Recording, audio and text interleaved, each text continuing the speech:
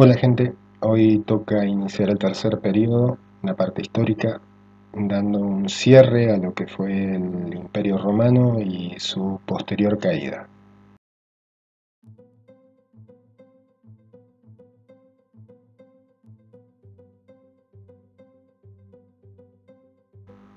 Hasta acá vimos cómo una ciudad pequeña, construida al principio en una colina y luego alrededor de 7, se fue expandiendo militarmente, sobre todo después de la victoria sobre Cartago, que la vuelve una potencia en el Mediterráneo. Luego vimos cómo se expande aún más en la crisis de la República, con Julio César en las Galias, con Pompeyo en el Ponto, y ahora toca ver la crisis que afectó al imperio y que motivó luego su caída. En el año 235 después de Cristo, en un campamento militar en Mainz, lo que hoy es el territorio de Alemania, es asesinado Alejandro Severo y se da inicio a una anarquía militar que dura 50 años. Cada brigada del ejército pretendía tener a su emperador y la brigada contraria se encargaba de matarlo. Así, en esos 50 años, ser nombrado emperador era prácticamente una sentencia de muerte. En el año 283, el emperador Caro y su hijo Numeriano mueren en combate en la región de Persia. El ejército nombra como emperador a Diocleciano. Para asegurarse del poder, debió enfrentarse a Carino, el otro hijo del emperador Caro, en la batalla de Margus.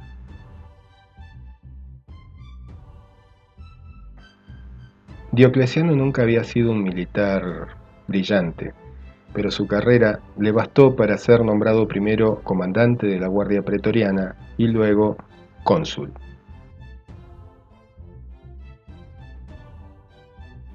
Diocleciano había nacido en Spalato, hoy la ciudad de Split, en la República de Croacia. Venía de una familia humilde. Una vez afianzado en el poder, Diocleciano llevó adelante toda una serie de reformas, tanto políticas como administrativas, y también económicas. La reforma política que llevó adelante Diocleciano tenía como finalidad asegurar la sucesión de los emperadores, evitando nuevos baños de sangre o guerras civiles. Así crea la tetrarquía. La tetrarquía era una forma de gobierno que los romanos habían utilizado mayormente para pacificar las provincias más conflictivas, tal el caso de Judea en el siglo I, en donde el tetrarca era Herodes. En el caso de la tetrarquía herodiana, eran 4 reinos puestos bajo el control de un mismo regente: Judea, Galilea, Samaria e Idumea bajo el control de Herodes, mientras que en la nueva tetrarquía de Diocleciano era un mismo reino dividido administrativamente en 4. Como primera medida transformó al emperador en una figura teocrática, haciéndose llamar Dominus et Deus, es decir, Señor y Dios. La tetrarquía estaba integrada por 2 Augustos y 2 Césares. Cada Augusto nombraba al César que habría de suplantarlo. Pero dentro de los Augustos existía una jerarquía, siendo el más poderoso Diocleciano, quien, por esto de la figura teocrática, se decía descendía del dios Júpiter, mientras que el otro Augusto descendía del semidios Hércules. El sistema funcionaba así.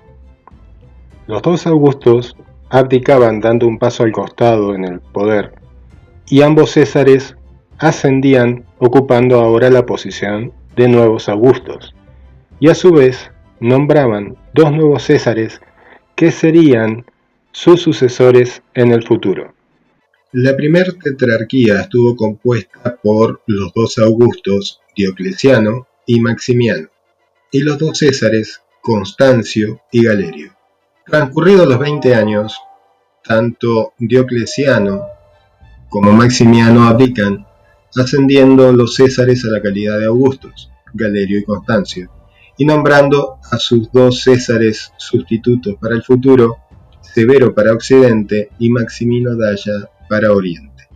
Luego de la abdicación, Diocleciano no tuvo grandes problemas para mantenerse apartado de la vida política del imperio. Pero Maximiano tuvo una actitud bastante diferente.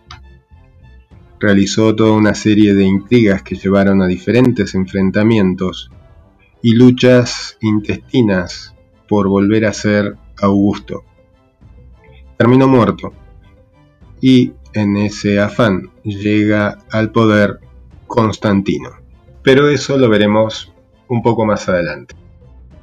Las reformas administrativas llevadas adelante por Diocleciano abarcaron el ejército, las provincias y la función pública. Respecto de las provincias, elevó su número a 96 y las dividió en 12 diócesis. Esta estructura fue copiada más adelante por la Iglesia Católica. También limitó la cantidad de tropas que habría a cargo de cada gobernador de provincia para evitar posibles alzamientos. Al ejército lo dividió en comitatenses, que eran las unidades móviles utilizadas para el ataque, y en limitanei, que eran las tropas de reserva que se mantenían en las provincias a efectos de proteger las fronteras. En cuanto a los funcionarios públicos, los dividió en cuanto a los que cumplían funciones de administración civil y aquellos que cumplían funciones militares, todo para evitar la concentración de poder y el posible alzamiento de un gobernador de provincia. Respecto a la sociedad, la distribuyó en castas. Esto quiere decir que el hijo del zapatero iba a ser zapatero, el hijo del panadero iba a ser panadero, y la absoluta erradicación de cualquier idea de movilidad social. Respecto a la política económica, Diocleciano estableció un edicto de precios máximos para que los comerciantes no especularan con los artículos de primera necesidad. El castigo para su incumplimiento era la muerte. Asimismo, y para luchar con un proceso inflacionario que venía aquejando a Roma desde larga data, cambió la moneda, creando el solidum de oro. Cada una de esas monedas equivalía a 115.200 denarios. Esa era la depreciación de la moneda romana en aquel momento. Se asemeja a lo ocurrido en Argentina, donde detrás de cada proceso inflacionario o hiperinflacionario se procedió a quitar ceros de la moneda corriente, modificándola y siempre adecuándola al valor dólar. Un peso de hoy en Argentina equivale a 1.000 millones de pesos moneda nacional, teniendo en cuenta que desde su vigencia hasta el día de hoy se le fueron extirpando 13 ceros. Diocleciano creó a su vez dos impuestos nuevos, la iugatio, que consistía en un impuesto sobre las extensiones de tierra que tuviera el ciudadano romano, y la capitatio, que era un impuesto a la cabeza, sea de los miembros de la familia o de los distintos tipos de ganado que pudiera poseer. Si bien los cristianos nunca fueron demasiado queridos en Roma debido a que Nerón los acusó del incendio famoso del que la historia condena precisamente a ese emperador, Diocleciano llevó las cosas mucho más lejos. Se hizo el perseguidor y asesino de la mayor cantidad de cristianos, utilizándolos incluso como sacrificios para el divertimento del pueblo, enviándolos al circo para ser comidos por los leones. Cuenta la historia que el mayor problema que tuvo Diocleciano con los cristianos es la reticencia de estos a adorarlos como un dios. Ya tenían su dios encarnado, no toleraban a un hombre que se hiciera pasar por Dios.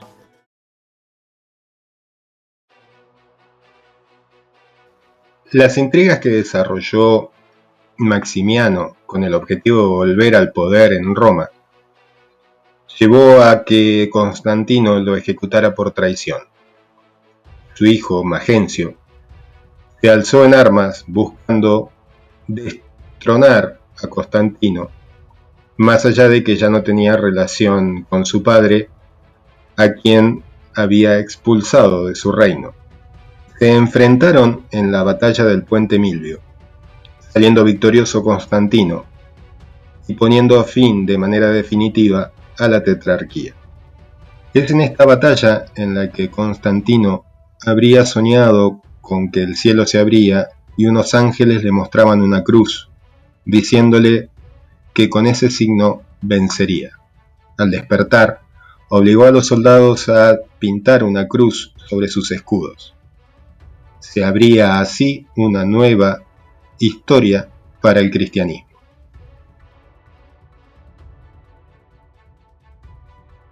Aunque hasta su muerte Constantino siguió siendo pagano, en el 312 dictó el Edicto de Milán, en el cual otorgaba la libertad de cultos.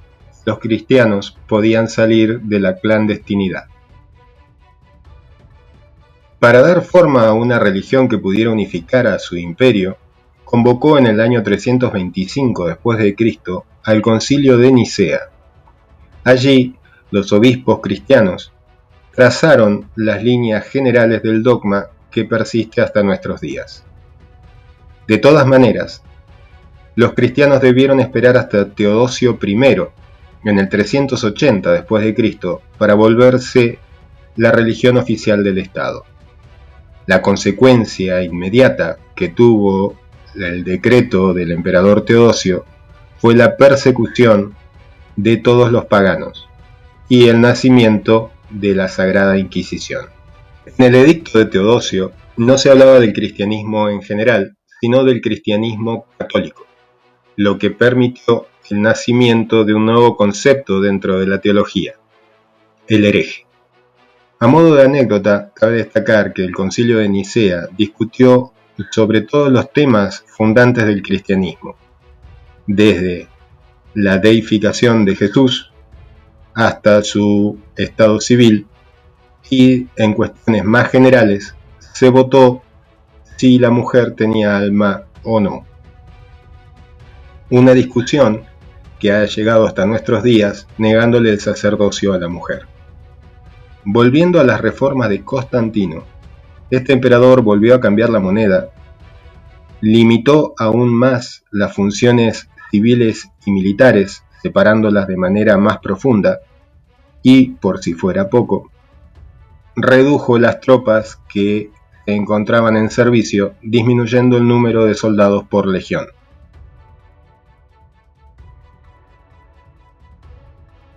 Aparte de decretar que el cristianismo católico sería la religión oficial del Estado romano, el emperador Teodosio dividió de manera definitiva al Imperio Romano entre Occidente y Oriente, distribuyéndolo entre sus hijos, Honorio y Arcadio.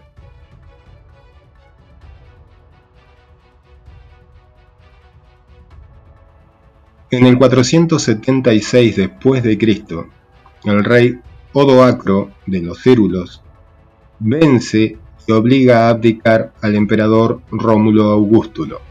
Teodorico, rey de los ostrogodos, fue a festejar la victoria de Odoacro, y cuando este último se distrajo, lo apuñaló con su espada y se declaró rey de Italia. Se han encontrado cartas del rey Teodorico enviadas al Imperio Romano de Oriente, diciendo que ejercía la autoridad en representación del emperador de Constantinopla. Pero de Constantinopla nunca tuvo una respuesta.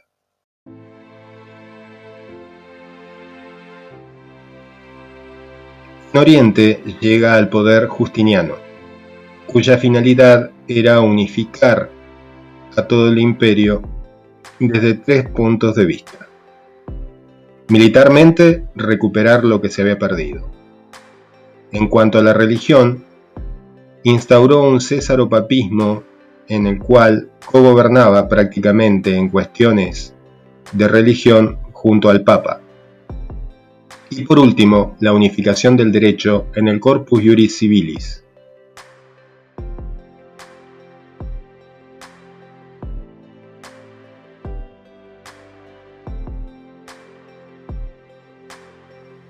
El código era una compilación de constituciones imperiales, el digesto de respuestas de jurisprudentes, y las institutas estaba escrita en primera persona y estaba dedicada a los jóvenes estudiantes de derecho. Las novelas, por su parte, fueron constituciones imperiales que dictó el propio Justiniano luego de la compilación, y más allá de la prohibición de interpretar o de generar nueva normativa que él mismo había instaurado.